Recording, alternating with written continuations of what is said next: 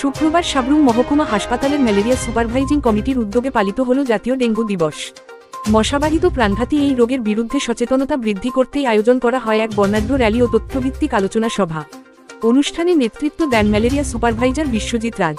প্রথমেই হাসপাতাল চত্বর থেকে একটি সুসজ্জিত র্যালি বের হয়, যাতে অংশগ্রহণ করেন হাসপাতালের ম্যালেরিয়া সুপারভাইজারি কমিটির সদস্যবৃন্দ, আশাকর্মী ও অন্যান্য স্বাস্থ্যকর্মীরা। তারা তাদের ব্যানারে তুলে ধরেন ডেঙ্গুর লক্ষণ, প্রতিরোধের উপায় এবং সচেতনতামূলক বার্তা। সাবরুমের বিভিন্ন গুরুত্বপূর্ণ সড়ক ধরে অগ্রসর হওয়া এই র্যালি শহরের বাসিন্দাদের মধ্যে সচেতনতা নতুন বার্তা ছড়িয়ে দেয়।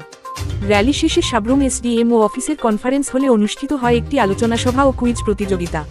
সেখানে উপস্থিত ছিলেন ডাক্তার সৌমিক হাজরা এবং সুপারভাইজার বিশ্বজিৎ রাজ। আলোচনা সভায় বক্তারা ডেঙ্গুর লক্ষণ, প্রতিকারের উপায় এবং প্রতিরোধমূলক ব্যবস্থাগুলি নিয়ে বিস্তারিত আলোচনা করেন।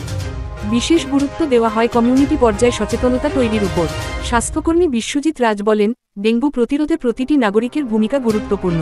পরিষ্কার পরিচ্ছন্নতা বজায় রাখা এবং জলের জমা রোধ করলেই এই রোগকে ঠেকানো সম্ভব। দিনব্যাপী এই কর্মসূচি ছিল শুধুমাত্র একটি দিবস উদযাপন নয়, ছিল ভবিষ্যতের জন্য এক সচেতনতা বীজ বপন। যখন সমন্বিত প্রচেষ্টায় সমাজ এগিয়ে আসে, তখনই জনস্বাস্থ্যের প্রতি প্রকৃত দায়িত্ববোধ প্রতিষ্ঠিত হয়। আমরা বিভিন্ন ধরনের মশারি আমরা সরকারি নির্দেশে মশারি দিয়েছি এবং যারা এমনি বাজার থেকে মশারি কিনেন সবাই যাতে মশারি ব্যবহার করেন।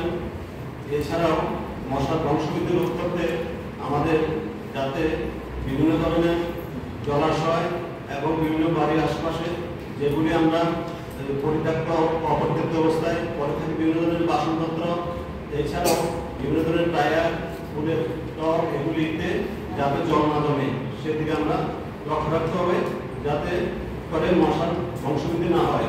তাহলে 1 নম্বর কাজ হলো আমাদের মশার বংশবৃদ্ধি যাতে রোধ করতে হবে এবং বিভিন্ন ধরনের আমরা প্রতি সপ্তাহে আমরা ডায়েটে পালন করতে হবে সবাইকে, সমস্ত সাব সেন্টার লেভেলে।